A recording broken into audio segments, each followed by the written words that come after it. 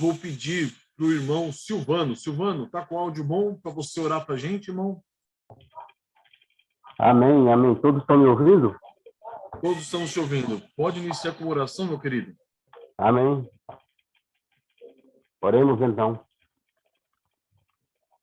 Ó Senhor, Deus de eterna graça e misericórdia, entramos em Tua presença nesse momento, Senhor, para te pedir, Senhor, que venha nos abençoar, Pai, com mais esse estudo, que nós possamos, meu Deus, pôr em prática o que venhamos aprender, Pai.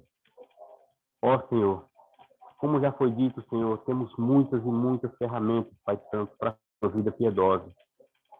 Só falta pôr em prática, meu Deus. E esse livro, Senhor, nos ensina. É uma dessas ferramentas que nos ensina a viver em piedade. Principalmente dentro de casa, meu Deus. Onde nós encontramos os maiores desafios das nossas vidas, Pai. Passamos praticamente toda a nossa vida convivendo com o nosso cônjuge. Então, Senhor, te pedimos, Senhor, que abra o nosso entendimento, dê-nos força, coragem, amor. E, como diz esse capítulo, Senhor, venhamos exercer a misericórdia, pois essa misericórdia, como é dito, triunfa sobre o juízo, Pai. Nos abençoa, meu Deus. Em nome de Jesus. Amém. Amém, meu irmão. Amém. Obrigadão, irmãozão. Deus abençoe. Irmãozão Ricardo, fica à vontade, querido. Nós estamos com 29 participantes já. Pode iniciar, irmãozão, o estudo. E que o Senhor nos abençoe. Amém? Amém, pastor. Amém.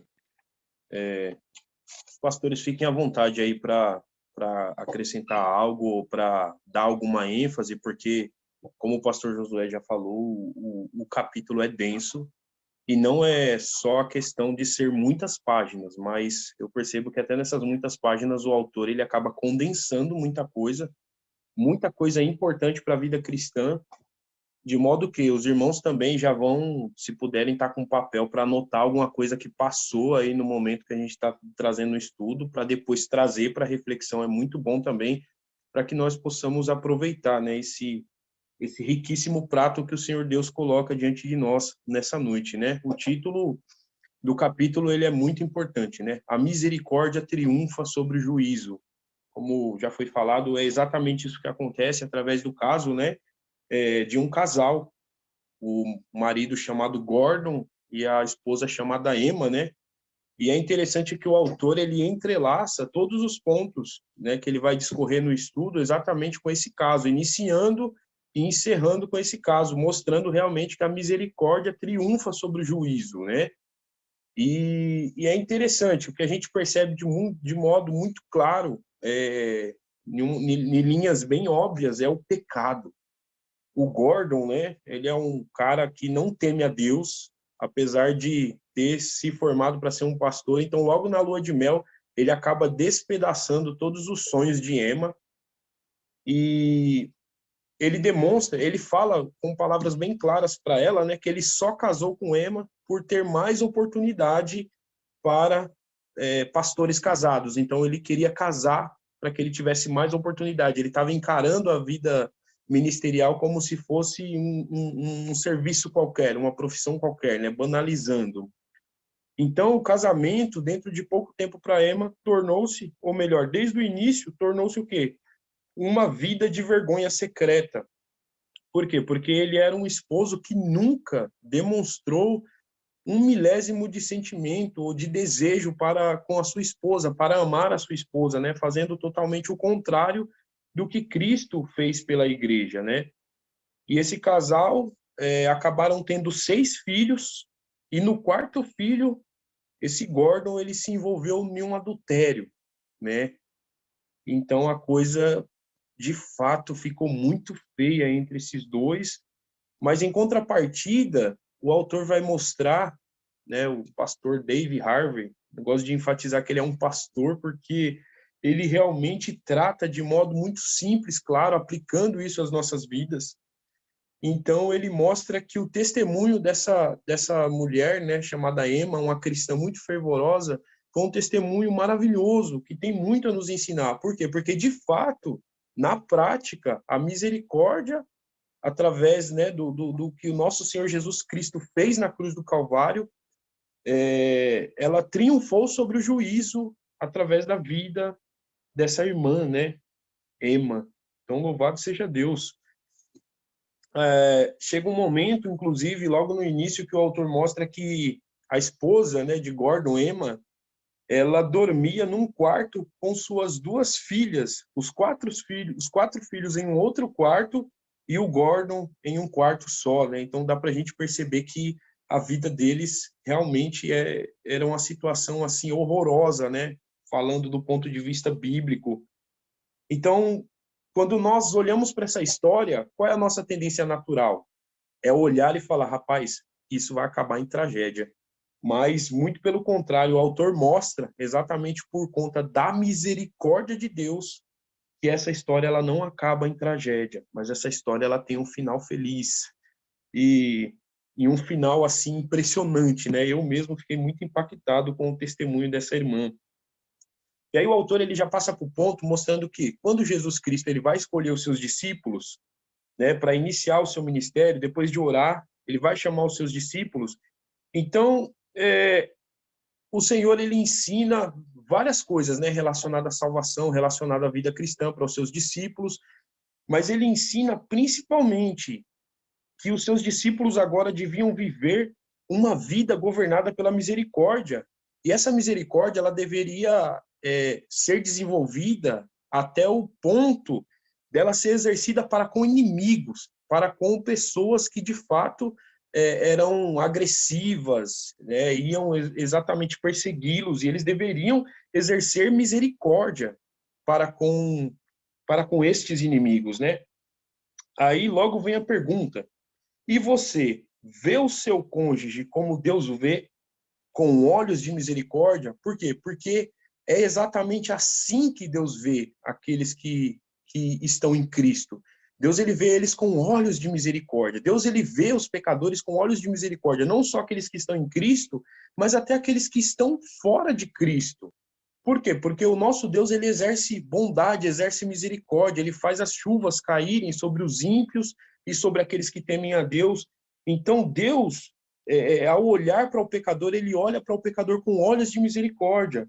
Então, a lição desse capítulo para nós é exatamente essa. Nós devemos olhar para o nosso cônjuge com olhos de misericórdia.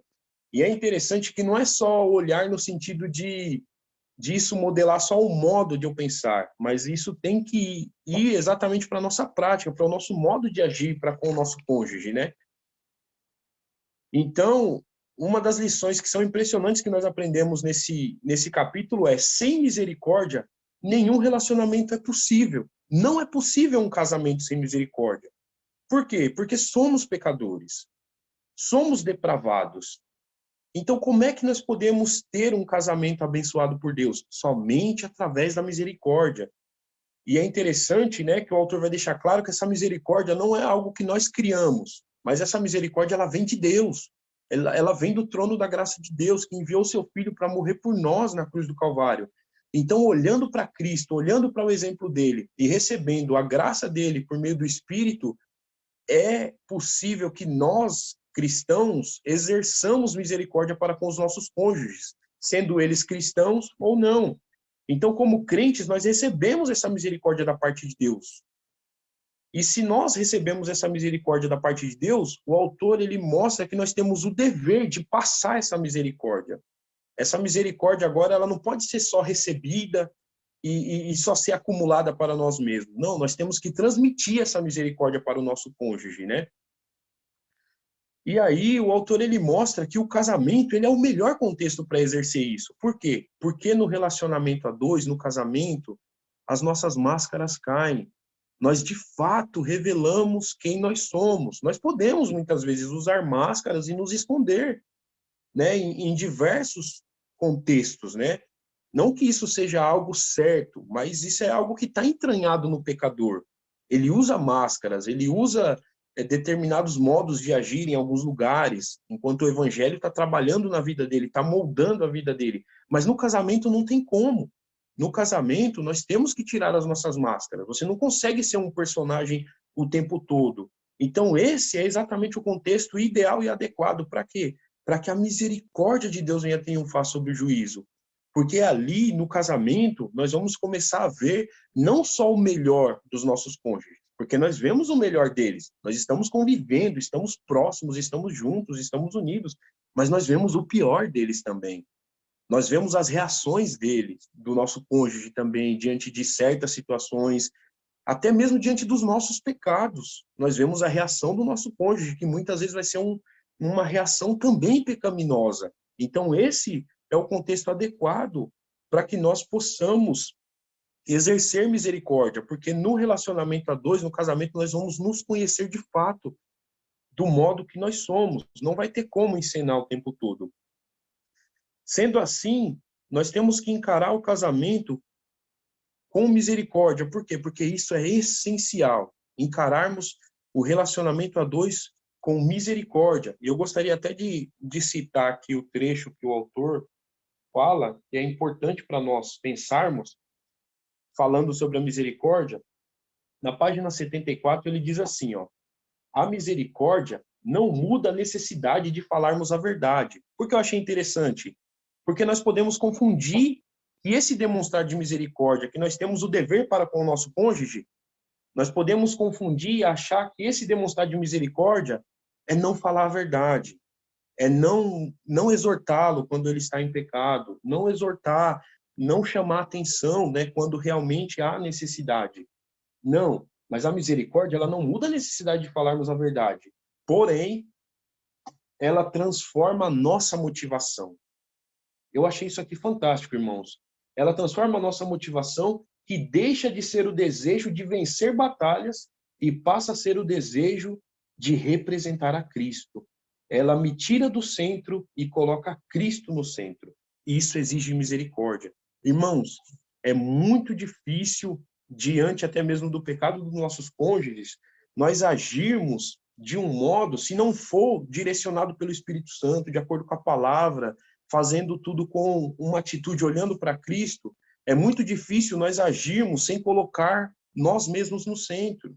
Isso acontece até mesmo na nossa criação de filhos. Quando o filho começa ali a fazer uma coisa, você vai perdendo a paciência, daqui um pouco você está reagindo diante do pecado do seu filho, diante da obediência do seu filho, colocando você no centro, como se você fosse o ofendido, como se a história fosse a respeito de você.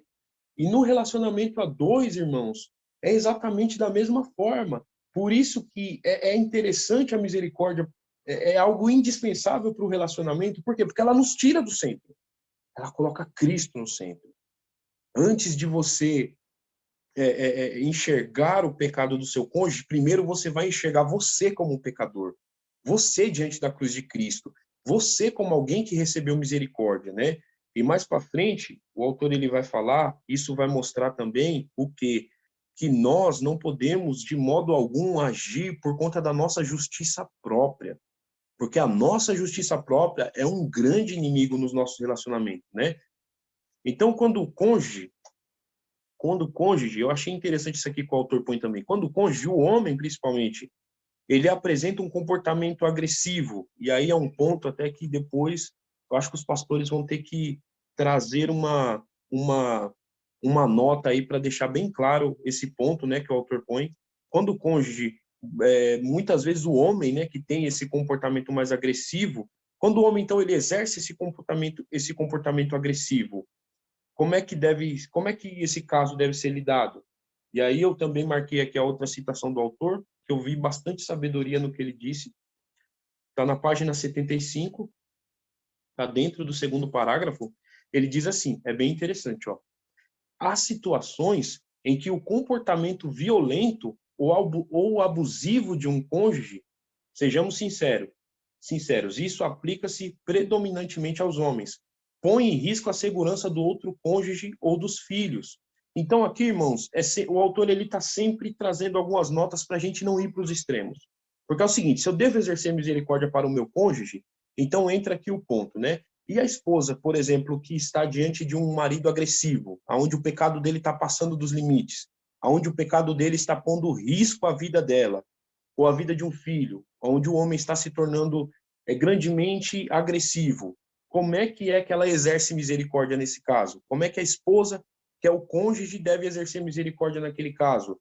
Não é ficando lá e sofrendo agressão. Não.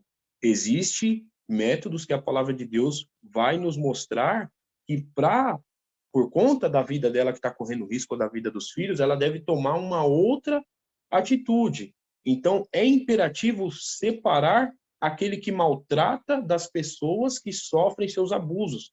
E, de fato, isso é uma expressão de misericórdia em tal situação. Então, muitas vezes a esposa que está sofrendo uma agressão ou o filho, às vezes, nesses casos de extrema, onde vai estar sendo avaliado, né, pelos pastores, pelos oficiais da igreja, é um caso onde essa esposa ela vai precisar se apartar do marido. Mas perceba, isso é misericórdia. Por quê? Porque se ela continuar lá, ela vai continuar fazendo com que ele se afunde naquele pecado. Então já não vai ser uma demonstração de misericórdia, né, para com o cônjuge agressivo. Isso é levantando uma situação hipotética, irmãos. É bom deixar isso bem enfatizado, porque a gente corre o risco de ir para extremos, né? Então o autor ele já vai deixando claro aqui para a gente que a gente precisa pensar as coisas de modo bíblico, né? Aí o autor ele passa para um ponto interessante. Então ele começa a aplicar isso, né?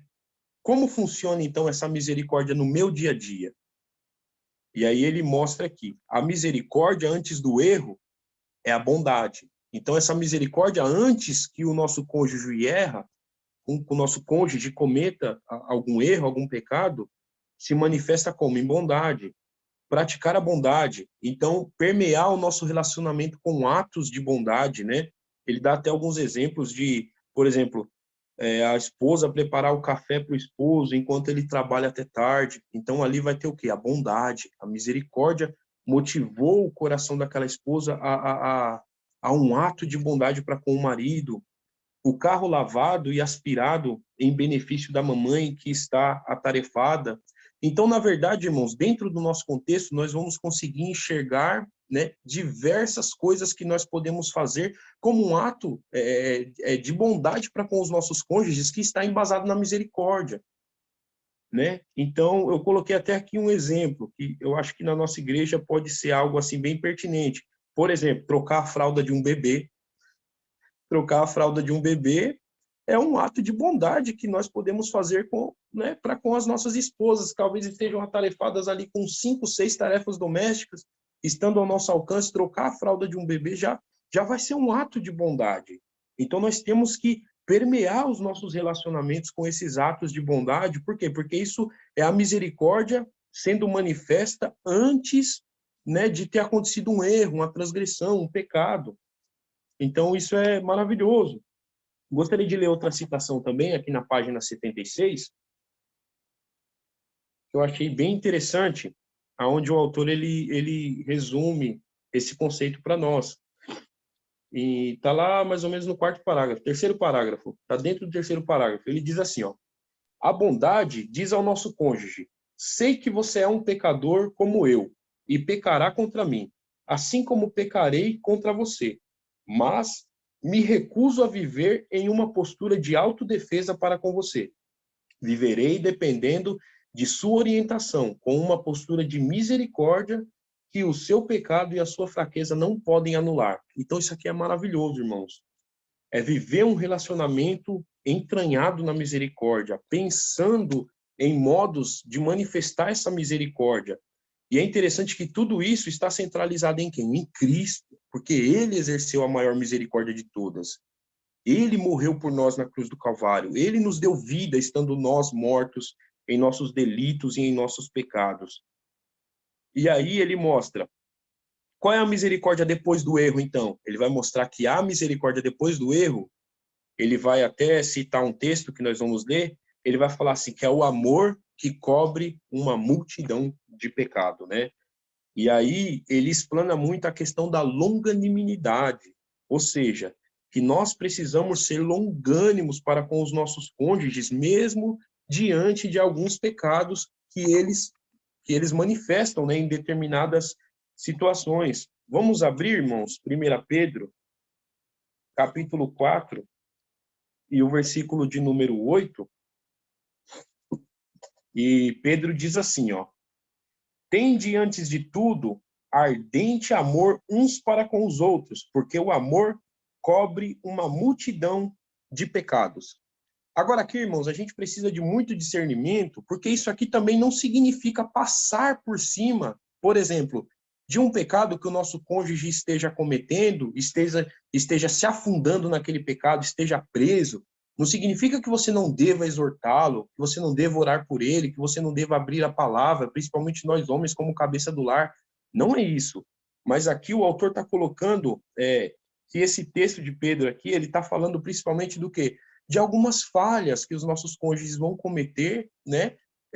Diante de algumas circunstâncias calamitosas ou difíceis que eles estejam passando e estejam ali manifestando alguns pecados, né?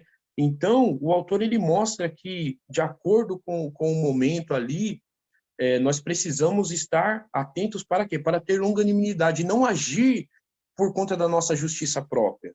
Por quê? Porque a nossa justiça própria vai nos levar a agir de um modo assim, meio que legalista. Falar assim, ó, tá vendo? Tem essa lista aqui, ó. E você errou nesses 10 pecados aqui, ó. Tá vendo? Como é que você está agindo desse jeito comigo? Não, isso daí vai trazer mais contenda. Isso vai gerar mais problema. Mas não, como é que é o nosso Deus em relação a nós? Então a ideia é sempre essa, é olhar para como Deus, ele lida conosco. Deus, ele é longânimo para conosco. Ele sempre vem trazer a correção no momento certo, no momento adequado, para que nós possamos agora nos arrepender dos nossos pecados. Então, pequenas falhas cometidas por ocasião de alguma pressão ou de alguma situação complicada, o autor ele mostra que a longanimidade tem que passar por cima disso. Por quê? Porque o amor cobre uma multidão de pecados. Eu pensei num exemplo, irmãos, que ajuda muito a gente a entender isso. Um exemplo que ajuda a gente a entender isso é, por exemplo, a comunhão. Quando nós nos reunimos assim na comunhão, né, com irmãos. Aí você vê, às vezes a gente se reúne assim em uns 8 irmãos, em uns 9 irmãos. Aí, por exemplo, às vezes a gente está ali naquela alegria no dia do Senhor. Pode ser, muito provavelmente, como já aconteceu várias vezes, de um irmão às vezes falar uma coisa impensada, falar uma coisa ali que a gente está vendo que aquilo ali nos remete a uma falha, a um pecado, alguma coisa nesse sentido. Mas como é que nós reagimos diante daquela situação? O amor cobre uma multidão de pecados. Agora, se nós olharmos e vermos que o irmão está em um pecado persistente, está numa prática pecaminosa, constantemente se entregando àquele pecado, aí sim, o nosso amor não deve nos fazer ser longânimos ao ponto de não exortarmos esse irmão e, falando aqui no caso, o nosso cônjuge, né? Nós que vivemos com o nosso cônjuge sabemos muito bem discernir essas situações, né? Aplicando isso no nosso dia a dia. Então, vale muito a pena nós nos atentarmos a isso, nós até mesmo irmos mais a fundo na palavra de Deus para entender bem esses conceitos, para que nós não hajamos para com os nossos cônjuges em justiça própria, esmagando o cônjuge lá do outro lado como se nós fôssemos perfeitos. Porque muitas vezes, irmãos, nós temos que nos atentar a isso, principalmente nós homens, os cabeças, porque muitas vezes até mesmo o modo de nós exortarmos as nossas esposas, o modo de nós exortarmos os nossos filhos, muitas vezes nós vamos estar fazendo isso em pecado.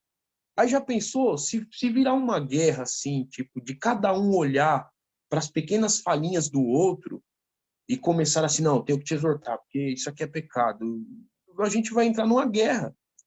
E não é assim que o nosso Deus age conosco. Nosso Deus, ele é longânimo, né? Ele de fato nos ama ao ponto de saber o momento certo, de nos levar a reconhecer alguns pecados, de nos convencer. Então nós temos que meditar muito nisso. E aí, irmãos, o autor ele chega no último ponto, que é o ponto mais maravilhoso, né, do livro, aonde ele vai mostrar que a misericórdia, ela derrota o nosso verdadeiro inimigo. E aí ele vai explanar muito essa questão da justiça própria. Quando eu estava lendo esse capítulo, eu já estava pensando, falei, meu, o autor vai abordar em algum momento a justiça própria, porque de fato ela é um dos maiores inimigos nos nossos relacionamentos. A justiça própria é quando nós não nos compadecemos da fraqueza do nosso cônjuge e queremos levá-lo para o tribunal. Os fariseus, eles agiam assim. Nós vemos nas escrituras sagradas, né, os fariseus que tinham uma piedade externa, e aí eles ficavam ali. O que nos dá a entender é que eles eram pessoas assim um tanto ociosas, que ficavam observando as coisas à sua volta o dia todo, esperando qualquer possível falha. Eles não queriam esclarecer, eles não queriam saber se aquilo procedia mesmo, se não era um equívoco deles, não. Eles queriam, ao menor sinal de que a lei foi quebrada, opa, vamos para o tribunal aqui. Por quê? Porque você quebrou a lei. Você agiu assim. Então, irmãos, nós temos que olhar para a misericórdia de Deus para conosco, para que nós não tenhamos essa atitude. Por quê? Porque essa atitude, ela vai destruir os nossos casamentos. Ela não vai edificar. Essa atitude não está embasada no amor de Cristo para com a sua igreja. E é interessante quando nós pensamos nisso, né? O amor de Cristo para com a sua igreja, um amor perfeito, um amor longânimo, um amor misericordioso, um amor que não tolera o pecado, mas sabe o momento certo de corrigir a sua igreja, né? De trazer ali exortações, é longânimo também trazendo várias advertências, várias exortações, né? Mostrando ali mesmo, convencendo a sua noiva, né, dos pecados dela. Então é maravilhoso nós pensarmos sobre isso. O autor também faz uma outra citação aqui, irmãos, na página 86, que eu gostaria de compartilhar com os irmãos também. Esse livro ele é muito rico, né? Se a gente for grifar aqui tudo que é importante, a gente vai grifar tudo. Porque o livro é maravilhoso mesmo, né? Na verdade, é na página 85. A citação aqui na página 85, onde o autor ele define muito bem essa ideia de como nós não devemos agir embasados na nossa justiça própria para com o nosso cônjuge. E aí ele diz assim, ó, tá logo no início da página, depois que ele cita o texto de Tiago, ele diz assim, ó, quando entendo a misericórdia que Deus expressou para comigo, meus olhos veem a ruína de minha justiça própria e impelem-me à cruz, em busca da justiça de Cristo. Então posso compadecer-me das fraquezas de meu cônjuge, do meu cônjuge, e alegrar-me nas minhas, pois elas revelam o poder de Deus. Irmãos, eu achei isso aqui impressionante. Dá vontade de fazer um quadro disso daqui, né? Todas as vezes que nós formos tentados a agir embasados na nossa justiça própria, né? Nós devemos sempre lembrar da misericórdia de Deus, sempre nos lembrar que as nossas fraquezas são exatamente uma oportunidade para que o poder de Deus se manifeste em nossas vidas, para que o poder de Deus transforme as nossas vidas.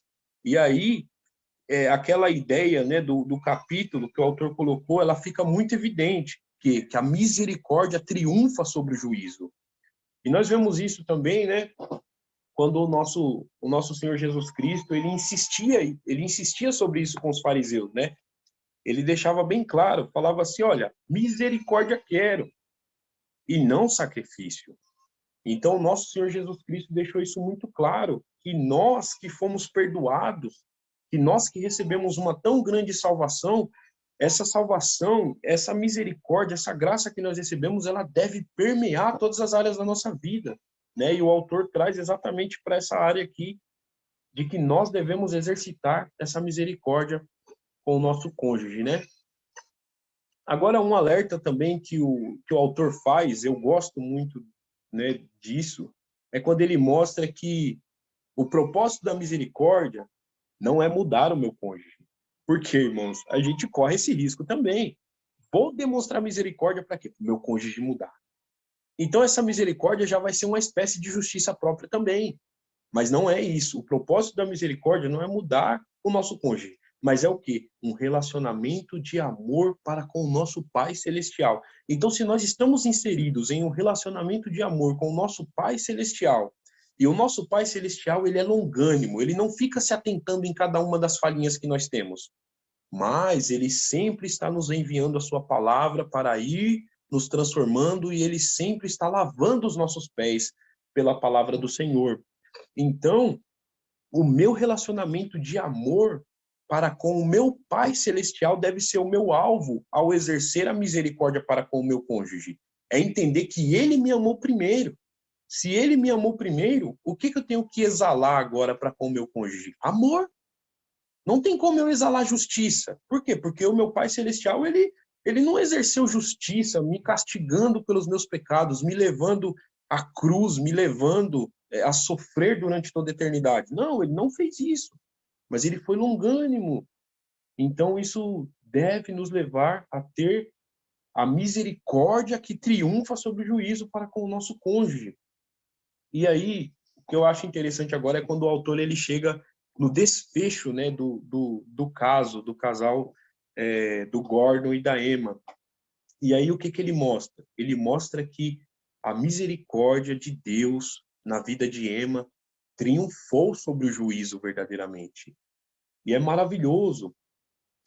É maravilhoso a gente ver essa história. O triste é que eles acabaram se separando. Mas só através da misericórdia de Deus, Emma conseguiu o quê? Honrar o Senhor Jesus em seu casamento.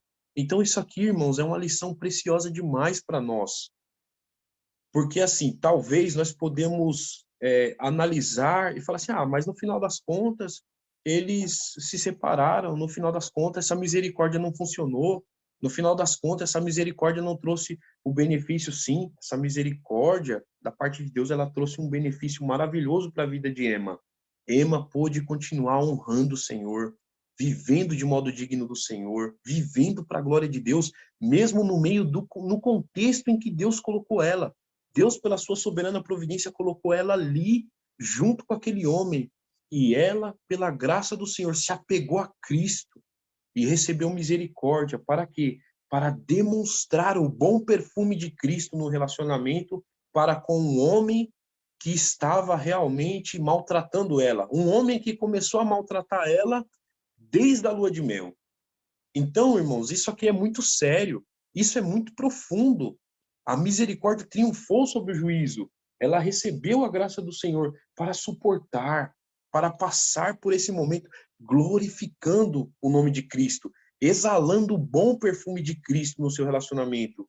Isso é tão maravilhoso, irmãos, que como fruto disto, como fruto dela buscar honrar o Senhor Jesus Cristo em um casamento difícil, espinhoso, desde o início, desde a lua de mel, o Senhor Deus converteu os 6 filhos dela. Aí eu te pergunto, será que teria uma maior bênção para essa esposa receber do Senhor Jesus nessa terra do que a conversão dos seus 6 filhos e, posteriormente, a conversão também do seu marido? Então, irmãos, nós vemos aqui de fato que a misericórdia, ela triunfou sobre o juízo na vida de Emma. Então, isso deve nos encorajar o quê? A quando nós estivermos, principalmente naqueles momentos, né, quando a justiça própria começa a saltar do nosso coração e a gente já quer encurralar o nosso cônjuge na parede, já quer levar ele para o tribunal, a gente tem que parar, irmãos. Olhar para o nosso Deus, olhar para o perdão que ele nos deu em Cristo Jesus, olhar para essa misericórdia que triunfa sobre o juízo, que me recebeu como eu sou, um pecador, não, né, como é aqueles slogan, né, aquele slogan da igreja evangelical moderna, não, venha como estás e permaneça como estás, não, não é isso, a gente não pode cair para outro extremo da coisa, mas é mas é um amor tão grande da parte de Deus que exerce misericórdia para conosco, nos perdoa dos nossos pecados e nos transforma gradativamente pelo seu poder. Então é isso que nós precisamos, irmãos, para que nós tenhamos casamentos cada vez mais felizes, mais harmônicos, né? Cada vez mais crescendo em comunhão, crescendo em unidade, crescendo em amor, crescendo exatamente nessa misericórdia que vai triunfando sobre o juízo. Por quê? Porque, afinal de contas, nós somos 2 pecadores. E é somente nós que temos o potencial de estragar os nossos casamentos, né?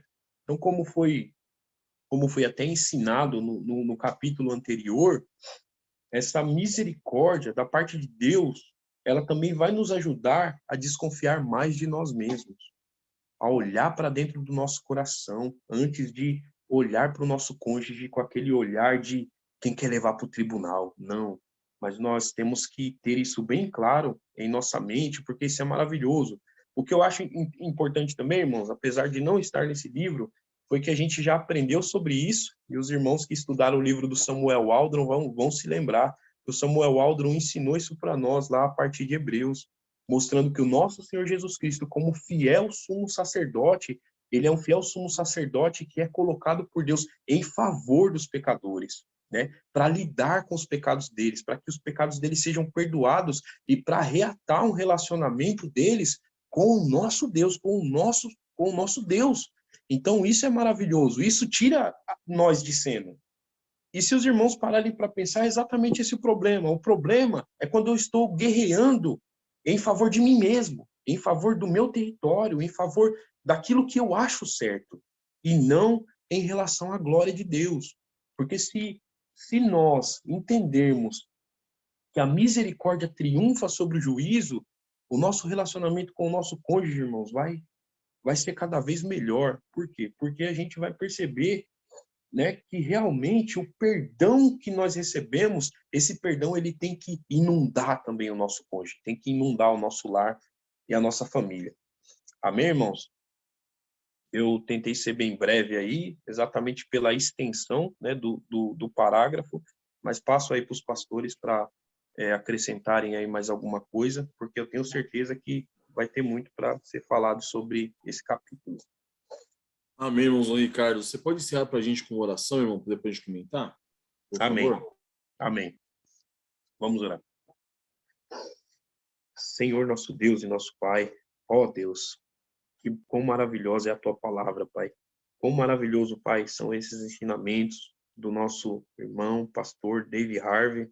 Ó Senhor, que recebeu a graça do Senhor para enxergar essas coisas e para transmitir, ó Pai, de um modo tão simples e singelo para nós, ó Pai.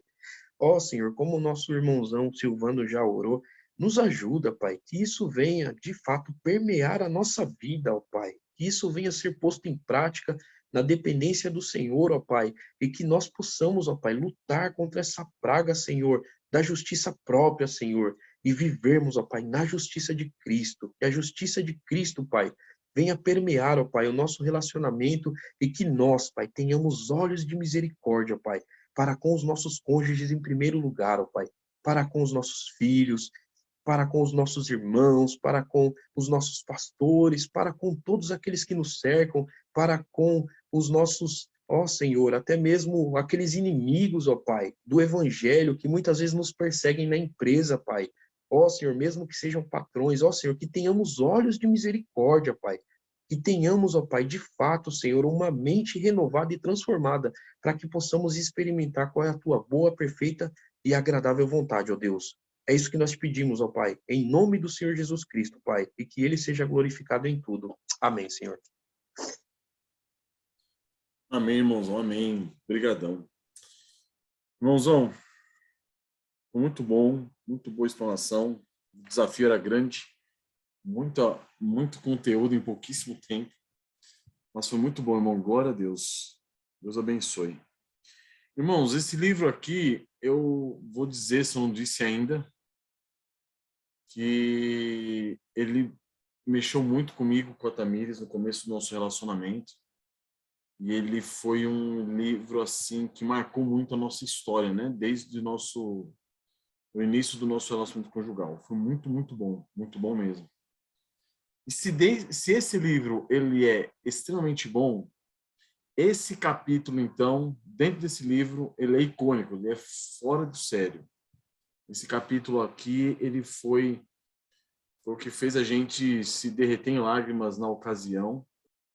Isso quebrantou muito a gente, porque tudo aquilo que o David Harvey vem ensinando no capítulo 1, 2, 3 e 4, no capítulo 5, ele coloca na prática, mas é na prática da morte do eu. Aqui ele não comenta nada sobre o negarmos a nós mesmos, sobre tomarmos a nossa cruz.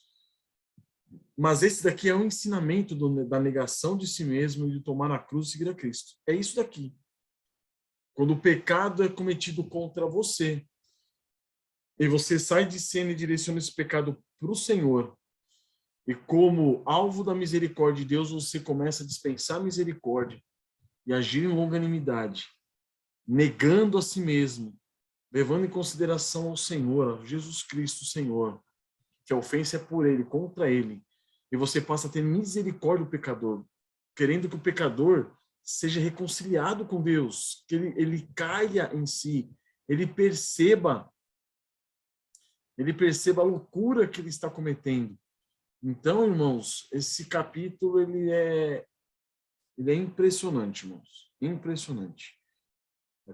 Os ensinamentos de Jesus, do amarmos nossos inimigos, né, de orar por aqueles que nos perseguem. Essa mulher, o exemplo dela, o testemunho dela foi um testemunho extremamente forte. Então, e foi somente por isso que os filhos dela permaneceram no evangelho, se a gente parar para analisar. Olha que impressionante. Se ela fosse outro tipo de mulher que tivesse reivindicando os seus direitos como esposa de pastor ainda, ela tinha todo o direito do mundo para reivindicar, né? Quem sabe o que teria acontecido e se seus filhos estariam com o Senhor, mas o testemunho que ela dá. E o finalzinho, irmãos, do livro, onde ele cita o pedacinho da carta, né, resposta pro ex-marido dela, que no caso, pro Gordon, que tinha aparentemente, né, se convertido, se arrependido. Ela responde tem um misto de emoções ao ler a sua carta. Sinto tristeza enquanto lembrava dos muitos anos difíceis. Senti tristeza enquanto lembrava os muitos anos difíceis, mas também fiquei feliz pela obra do Espírito de Deus está fazendo, que o Espírito de Deus está fazendo em sua vida. Então, amados, não é a questão da misericórdia, a questão da longanimidade, não é você esquecer os problemas, as afrontas, os pecados que foram cometidos contra você, não, mas é direcionados para o Senhor, é direcionados para Cristo, e nós exercemos misericórdia esperando que o Senhor desperte o pecador. Então, amados, que o Senhor venha fazer isso nos nossos corações para que a gente possa agir de uma maneira real, vívida, sólida no nosso casamento. Para que esses ensinamentos não fiquem só no campo do devaneio, mas se tornem reais, irmãos. Reais. Esses ensinamentos se tornem reais para que a gente possa pôr em prática no nosso casamento. E isso dia após dia, que o Senhor possa ir transformando-nos. Amém? Pastor João William, alguma coisa a comentar? Sim, amados. Boa noite, a graça e a paz do Senhor Jesus Cristo. Muito bom o capítulo, também excelente a exposição do Ricardo. Um desafio mesmo grande, você conseguiu resumir muito bem, irmão. Graças a Deus por isso. E é aquilo que nós temos falado sempre, é impressionante esse livro que o David escreveu, né? Vez após vez, quando nós vamos visitar de novo o livro, cada frase é importante, cada ensinamento que ele coloca é um ensinamento que você pode levar para toda a vida, aplicar em diversas áreas, e com relação ao casamento, ele foi dessa vez cirúrgico, como o pastor José falou, né? O livro inteiro é muito bom, mas esse capítulo, a ilustração que ele mostra, trazendo aqui não apenas doutrina, mas um exemplo muito prático disso, muito comovente, tocante, nos abençoa demais. Eu gostaria de chamar a atenção para duas coisas com relação à misericórdia, e aplicando mais especificamente no casamento, e trazendo para uma aplicação mais pessoal ainda mais para nós. Muitas vezes, a nossa grande dificuldade em demonstrar a misericórdia é o fato de que nós julgarmos que, de algum modo, nós não praticaríamos o pecado que outra pessoa praticou. Ou nós pensávamos desse jeito, não, mas se eu não, por exemplo, pegando a parte do homem, né? Mas se eu não tratar minha esposa aqui com aspereza, se eu não for rígido aqui, severo, eu vou, de algum modo, até incentivar ela ao pecado. E também, se eu ficar sempre perdoando, sendo misericordioso, ao invés de conduzir a santificação, eu vou conduzir ela à licenciosidade. Ela vai ficar acomodada nos pecados delas. E a verdadeira misericórdia, como o David mostra aqui, não é uma misericórdia que, de algum modo, cobre o pecado no sentido de ser conivente com ele, mas que, pela graça de Deus, consegue tratar do pecado de uma maneira a desculpar o pecado e ainda assim matar o pecado. E aí a gente só consegue fazer isso de maneira evangélica, perdoar os pecados em Cristo. Aí eu lembrei de duas passagens aqui da Bíblia, eu quero citar para os irmãos. A primeira está em Colossenses 3:13, que diz assim: suportando-vos uns aos outros e perdoando-vos uns aos outros. Se alguém tiver alguma queixa com o outro, assim como Cristo vos perdoou, assim fazei vós também. Antes, agora Efésios 4:32, né? Antes, sede uns para com os outros benignos, misericordiosos, perdoando-vos uns aos outros, como também Deus vos perdoou em Cristo. Então, quando surge o pecado, quando o pecado é contra nós especificamente, ou quando o pecado é contra Deus, a maneira bíblica de tratar é sendo misericordioso e exercer essa misericórdia em Cristo. Reconhecendo que, assim como Cristo me perdoou, agora eu tenho que perdoar o outro, as outras pessoas em Cristo. E aí, essa palavra em Cristo faz toda a diferença, porque não é essa misericórdia que não luta contra o pecado, não é aquela misericórdia mundana, né? Não vamos julgar, vamos ser misericordiosos. Deixe, quem é você para julgar? Ah, ele é homossexual, mas ele é uma pessoa bondosa. Tem muita pessoa que é religiosa e é má, então assim, não vamos julgar não, deixe que Deus vai tratar do caso. E não, nós precisamos exercer uma misericórdia, e para antes de exercer misericórdia, nós temos que fazer um julgamento justo, né? No sentido de, olha, há um pecado aqui, você precisa se arrepender, assim como Cristo me perdoou, eu te perdoo, mas você precisa acertar esse pecado com Cristo, nós precisamos viver uma vida santa e fazer exortações pertinentes. Então, a primeira dificuldade que eu vejo para nós exercermos a misericórdia é que nós muitas vezes não conseguimos exercer a misericórdia evangélica, né? Assim como Cristo nos perdoou, foi misericordioso conosco, exerçamos com o outro. E, por fim, nós sermos muito apressados, nós não sermos longânimos. Quando nós dizemos aqui, a misericórdia triunfa contra o juízo. Então, é mais ou menos assim, salta o pecado em nossa frente, salta uma situação difícil de nós suportarmos, um pecado contra nós, ou alguma situação assim, aí nós imediatamente tiramos uma carta do bolso chamada misericórdia, aí nós mostramos aquilo e pronto. De uma hora para outra o pecado se desfaz. A situação difícil acaba sendo removida. E não é assim. Então, uma das coisas mais maravilhosas é mostrar que nós exercemos misericórdia, nós somos pacientes, nós esperamos completamente na graça de Deus, mas muitas vezes nós vamos ser chamados a suportar isso por muito tempo. Entre a misericórdia conseguir alcançar o seu bem final, entre a vitória, entre o início de você exercer misericórdia e a misericórdia triunfar, a vitória da misericórdia, tem uma luta aí. E nós somos chamados a lutar essa luta. E aí eu lembrei de outra passagem bíblica ainda, que é Romanos, capítulo 12, versículo 21, que diz assim: não te deixes vencer do mal, mas vence o mal com o bem. Então, quando é que nós vamos vencer o mal? Quando nós usarmos o bem. Mas não é de uma hora para outra. Muitas vezes nós somos chamados a continuar fazendo o bem, muitas vezes. Então, isso para mim é a maior dificuldade no casamento. É você fazer o bem hoje, fazer o bem amanhã e perseverar fazendo o bem, sendo misericordioso por causa de Cristo, até que o Senhor faça aquilo que ele disse em sua palavra, de vencer o mal com o bem. Amém, meus irmãos? Fui um pouco extenso aqui, mas esse capítulo realmente é maravilhoso, nos traz pensamentos reflexões muito profundas, né? Nós temos a graça de praticar isso aqui. Amém, pastorzão, amém. Obrigadão. Irmãos, está aberto, irmãos, para comentário. Fiquem à vontade. Silvanão, Kaique, Kenny, Então, Edson, Gilmar, irmãos, Flavinho. Fala, Silvanão, fala aí. graça e paz. De fato, eu não tinha lido esse livro ainda, e quando eu comecei a acompanhar o livro, foi a partir do capítulo 4, semana passada. Mas vendo esse capítulo aqui, eu tô lendo, né, atendendo as sugestões dos irmãos aí, lendo e ouvindo os áudios, ajuda a gente a compreender e ler mais rápido, porque eu tenho uma leitura bem debilitada.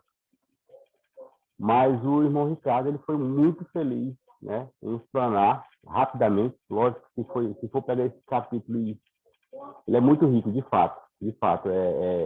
O narrador narrando aqui, você lembrando de várias coisas, né? E remete você também à vida prática. Não tem como você ler esse livro aqui e se excluir dele. Não tem como, é impossível. Entendeu? Então, uma coisa que eu aprendi rapidamente, mas já lembrando de tantas coisas que eu tinha lido na Bíblia, é o atributo que Deus nos concede. Ele é um músculo, né? Igual a fé, igualmente disso aí, fé que a gente vai crescendo. A misericórdia, ela é crescente. Por quê? No meu entendimento, a misericórdia é um dos atributos de Deus que ela vai permanecer para sempre. A Bíblia é rica em explanar isso de uma forma bem clara. A misericórdia de Deus triunfa sobre o juízo, porque o juízo vai ser uma vez só. Mas a misericórdia do Senhor durará para sempre. A Bíblia quase toda fala da misericórdia de Deus. Eu achei muito pertinente o autor colocar isso nesse livro, para que a gente possa aplicar isso, né? Dia após dia, né? Que o Senhor nos abençoe, irmãos. Mas é um livro muito bom mesmo. É só isso. Obrigado. Amém, Senhor, não. Amém. Glória a Deus. Irmãzinha Ana Brito. Quer falar, irmãzinha? Ana Alice. Graça e paz, irmãos. Boa noite. Meu esposo quer falar primeiro, né? Amém, Elício. Manda ver, Elício. Boa noite, graças e paz a todos que estão ouvindo.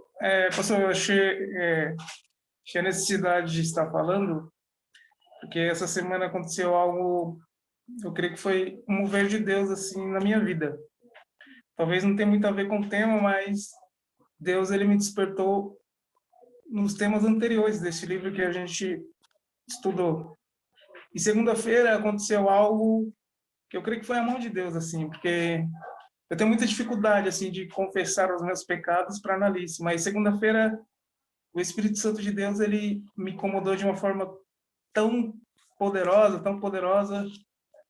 que aí Deus moveu o meu coração, assim, eu creio que foi o Espírito Santo, e eu confessei alguns pecados que eu estava cometendo para ela. E depois que eu confessei esses pecados, isso aconteceu segunda-feira, parece que um peso ele saiu de cima de mim. E aí passou toda essa semana, hoje, sexta-feira, e eu vi que foi a mão de Deus, a graça e a misericórdia de Deus, ela agiu na minha vida nessa semana, que os pecados que eu confessei que eu estava cometendo, eu não cometi mais essa semana, e eu creio que foi a mão de Deus, claro. E isso trouxe segunda-feira para cá, depois que eu confessei esses pecados, trouxe um ânimo espiritual muito grande na minha vida.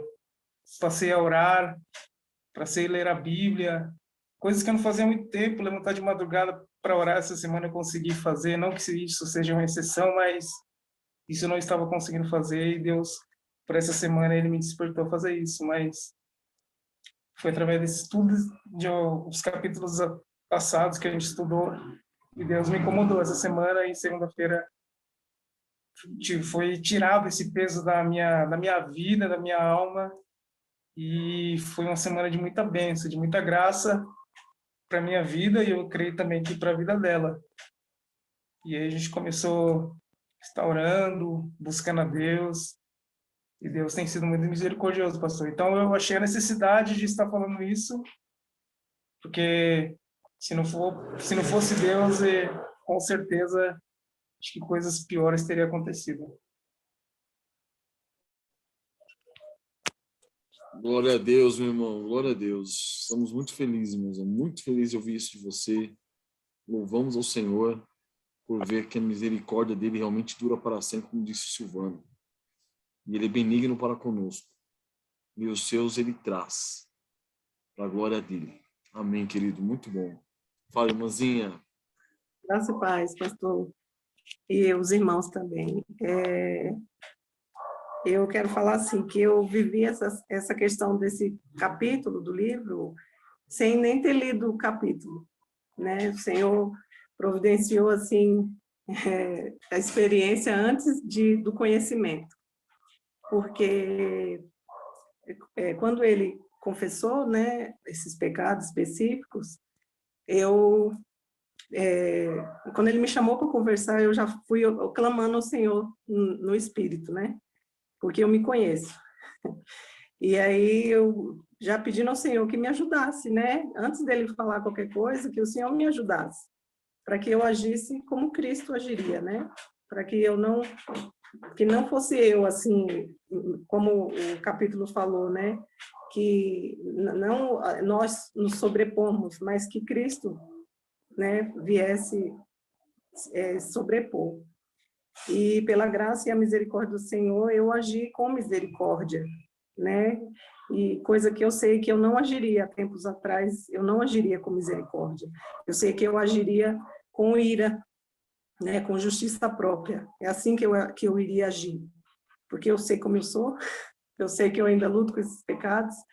Então, assim, ter recebido de Deus a graça de agir com misericórdia é algo assim, para mim foi inexplicável e foi isso que o Senhor moveu e agiu, sabe? Eu não sei explicar, foi algo muito maravilhoso. E quando eu li hoje, eu só consegui ler o capítulo hoje, né? E quando eu li, eu falei, nossa, que coisa incrível, né? Então, esse capítulo realmente foi, como o senhor falou, é maravilhoso e eu pude viver, né, a experiência antes de saber, do conhecimento, né? Mas eu não esperava e, assim, é maravilhoso mesmo, quando, né, a gente andar no Espírito, né? Obedecer aquilo que o Senhor, que está na palavra, faz muita diferença mesmo. E eu não sei explicar, eu não consigo falar tudo, sabe? Eu realmente não consigo falar, mas foi muito. Amém. É inexplicável mesmo. É a graça de Deus, é só isso que eu consigo falar. Porque Amém, mano. eu penso que há tempos atrás, quando eu olhava para o meu casamento, eu só conseguia pensar sem esperança. Não que eu pensasse que fosse acabar, né? Mas viver a vida toda assim, sem esperança de ter um casamento bíblico, né? De ver alguma coisa mudar, né? Mas nessa segunda-feira o Senhor me devolveu esperança, assim, sabe? Então eu só posso glorificar o nome do Senhor e dizer que é maravilhoso. Graças, louvado seja o nome do Senhor. E eu dou graças a Deus pela igreja, pelas ministrações, porque o Senhor tem agido. Para a glória dele, ele tem agido. Bom, é isso. Amém, irmão, amém. Muito feliz de ver Deus agindo na vida de vocês. Muito mesmo. E é aí que a gente vê que o cristianismo é algo vivo. Não é uma religião meramente morta que exige de nós fazermos ou deixarmos de fazer. É algo vivo. E essa experiência que a irmã tem tido, antes de aprender a respeito dela, é algo impressionante. Não que a irmã não tenha aprendido ou não soubesse disso, mas é o Espírito Santo agindo na vida da irmã de modo que a irmã experimentasse algumas coisas antes de conhecer a lógica do processo no livro, por exemplo, né? É uma bênção muito grande, irmã. O Senhor, ele está nos guiando. O Senhor intercede por nós dia após dia. E ele tem o seu Espírito Santo está em nós, está nos guiando. Fico muito feliz por você, irmãzinha. Fico muito feliz por você, Elício. Irmãozão, que Deus continue te abençoando, te fortificando nele. Que o Senhor continue conduzindo a família de vocês para a glória do nome dele. Amém? Essa restauração do casamento de vocês é algo fantástico. É a maior bênção que a gente pode ter. Apesar de nós não sermos pragmáticos, não estarmos esperando resultados, mas quando os resultados vêm pela misericórdia do Senhor, isso enche nosso coração de alegria e torna nossa vida também vida espiritual mais quente, mais alegre, por ver o cuidado do Senhor para conosco. E eu louvo o Senhor pela vida de vocês. Tá bom? Deus abençoe, irmãozinhos.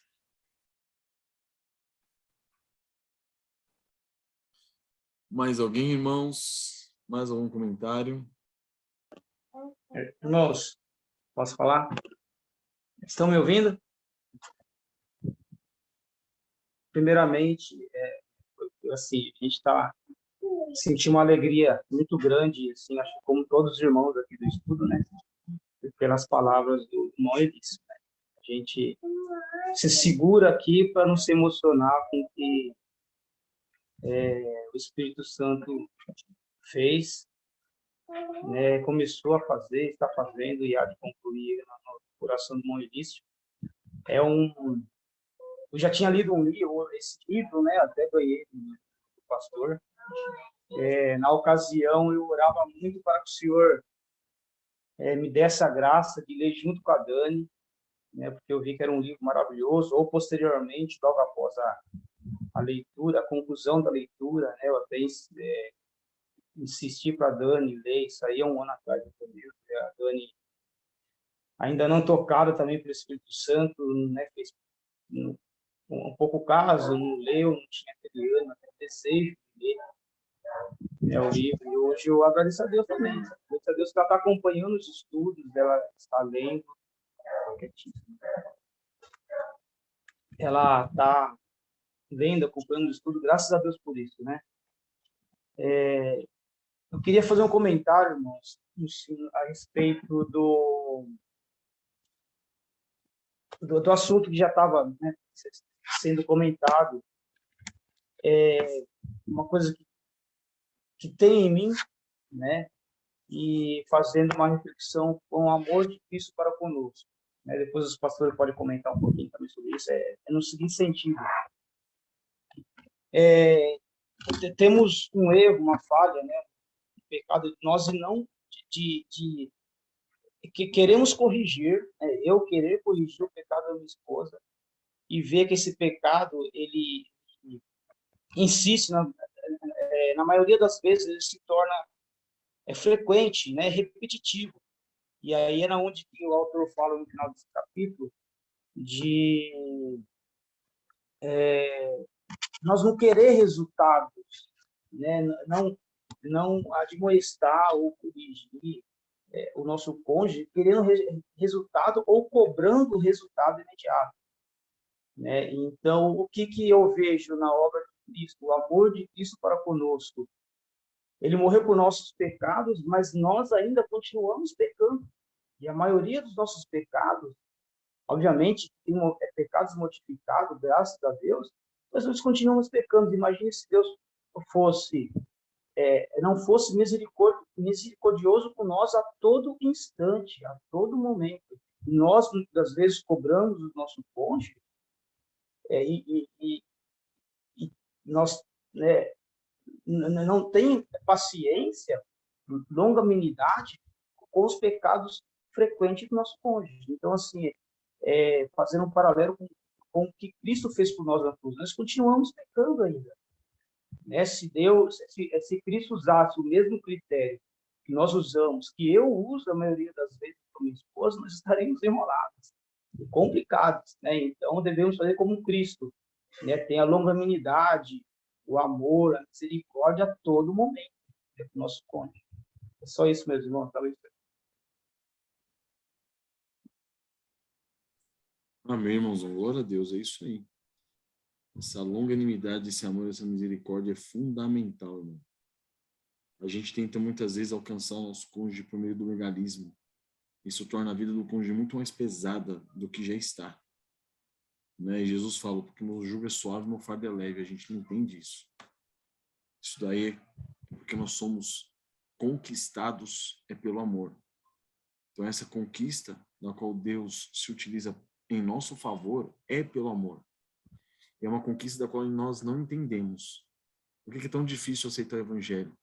Porque a gente acha que nós devemos fazer algo para comprar o agrado de Deus. E quando você fala que você percebe que você não precisa fazer nada, é só crer, isso se torna o quê? Algo constrangedor. É esse constrangimento, esse grande amor de Deus para conosco, é que nos aproxima dele. Qual a nossa tratativa com o nosso cônjuge? É a mesma. A situação é a mesma. É algo impressionante. Então a gente acha que para o cônjuge, né, para que nós possamos ter um bom relacionamento com o nosso cônjuge deve cumprir o quê? O script que nós criamos para ele ou para ela. E não é isso. Nós devemos, diante do pecado do nosso cônjuge, ser misericordioso. E é essa misericórdia, essa longanimidade, esse amor que vai constranger o nosso cônjuge. Já aconteceu isso muitas vezes comigo, gente. Muitas vezes comigo, irmãos. Não eu sendo misericordioso, mas a Tamira sendo misericordiosa comigo. E me constrangendo por amor. Então, que o Senhor nos ajude nesse sentido. Glória a Deus. Mais alguém, irmãos? Muito bom, irmãos Edmilson. Deus abençoe. Mais alguém, irmãos?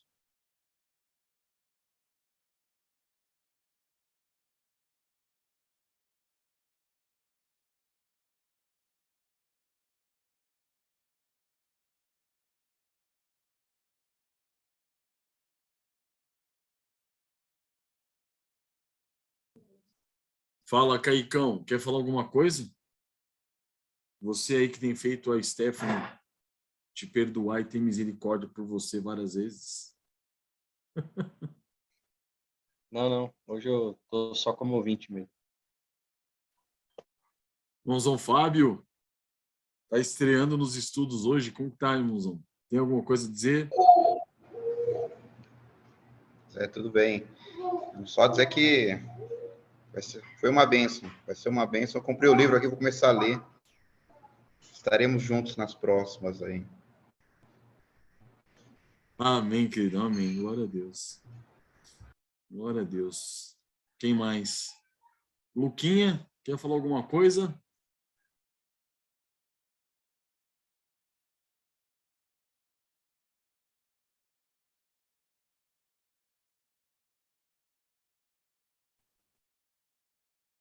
Irmãozão Edson, irmãozão Flávio.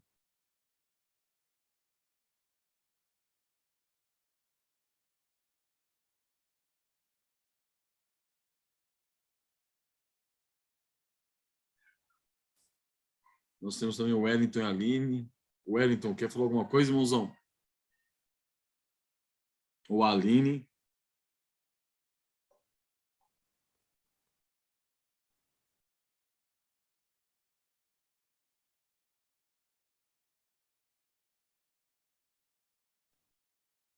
Irmãozão Celso. Graça e paz. Me escutando? Fala, Wellington. Sim, estamos ouvindo. Eu vou compartilhar uma postagem da IBR de Cotia. A pessoa espiritual não ignora o pecado do outro, mas restaura a pessoa com espírito de brandura. Ter um espírito de brandura não significa não ser firme e relativizar o erro do outro, mas ter carinho e enxergar a necessidade da libertação do pecado. Uma das alegrias do crente é ver a santificação de um irmão que se liberta de um pecado e fica mais parecido com o Cristo.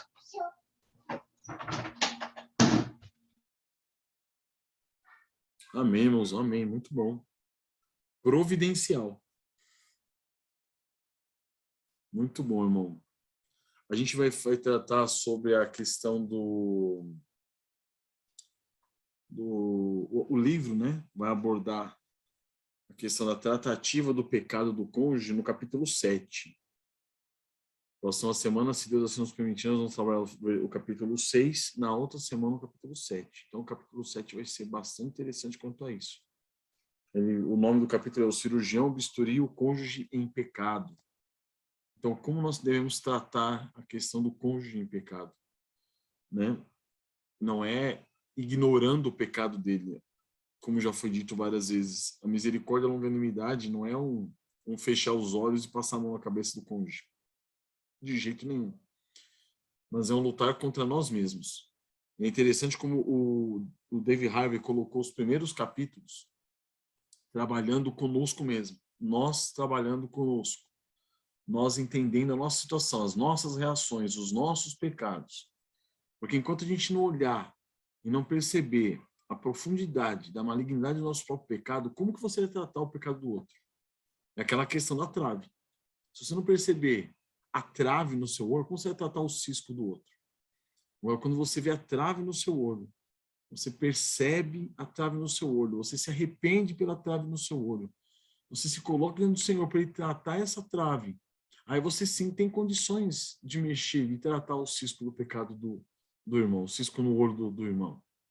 Por quê? Porque nós somos chamados também a isso, nós somos chamados a exortar, nós somos chamados a admoestar, nós somos chamados a conduzir os irmãos em pecado de volta a olhar para Cristo.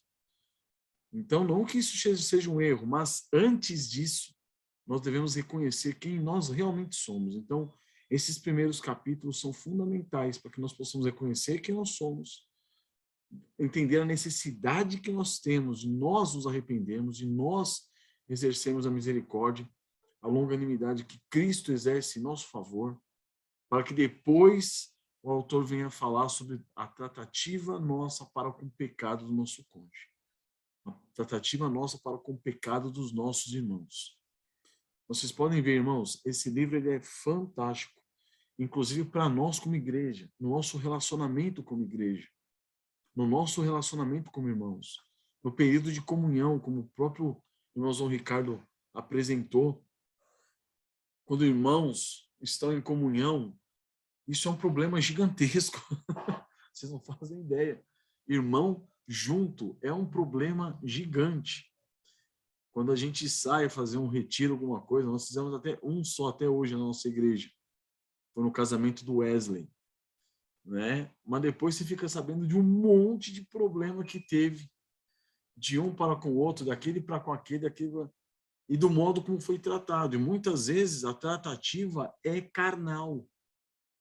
O pecado surge de pura carnalidade, a tratativa para com o pecado é pura carnalidade, ou seja, como que nós devemos tratar esses pecados, esses conflitos que surgem no aproximar-se de um irmão com o outro? Como que se trata? É dessa forma. É dessa forma, nós enxergando nossos pecados, nós entendendo a nossa profunda miséria, a corrupção do nosso pecado, nós entendendo que os nossos irmãos são da mesma matéria que nós, pecadores como nós. Nós entendendo, irmãos, que nós devemos reconhecer nós o nosso pecado. Nós agimos para com o pecador, assim como Deus age para conosco. Em misericórdia, com perdão. No próximo capítulo 6, nós vamos falar muito de perdão. Não é só a misericórdia e a longanimidade, também é o perdoar. E o perdoar significa o quê? Você perder. Você está perdendo. Então, amados, tudo isso daí é o que envolve a nossa tratativa de uns para com os outros. Ao vermos um irmão pecando, qual é a sua ação? Qual é a sua reação diante disso? E quando o irmão peca contra você, e aí, qual é a sua reação? Como você age? Então, tudo isso, irmãos, é fundamental para a nossa relação como igreja também, não só uma relação conjugal, mas como igreja, como o próprio irmão Ricardo apresentou, numa relação também para com os nossos filhos. A situação é a mesma. Amém, irmãos? Mais alguém quer comentar alguma coisa, irmãos? Senão a gente vai terminar.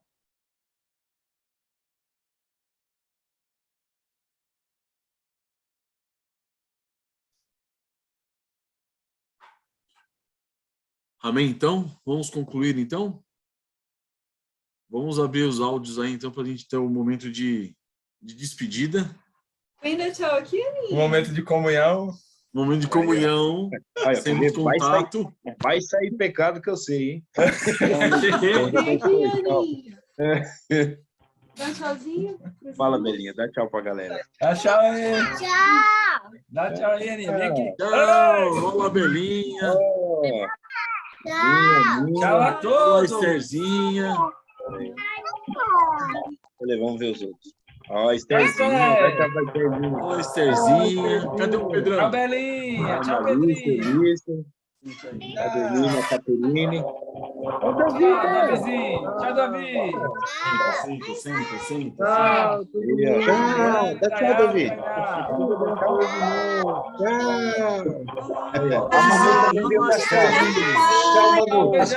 Beijo, Karen. Benjamin. Dá tchau. Boa noite, irmãos. Tchau. Boa noite. Até mais, pessoal. Fiquem com Deus. Pagar a luz. Aí, ó, Silvonão, Galvão Bueno.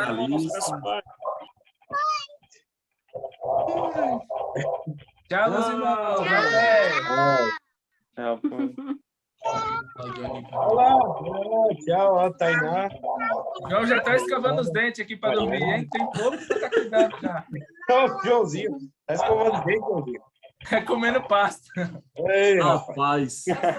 Você ainda vai assaltar a geladeira aqui assim, rapaz. Deus abençoe, queridos. Amém. Deus abençoe. Boa noite. Belinha, tchau, Aninha, tchau, Joãozinho. Tchau. Vai, Caí.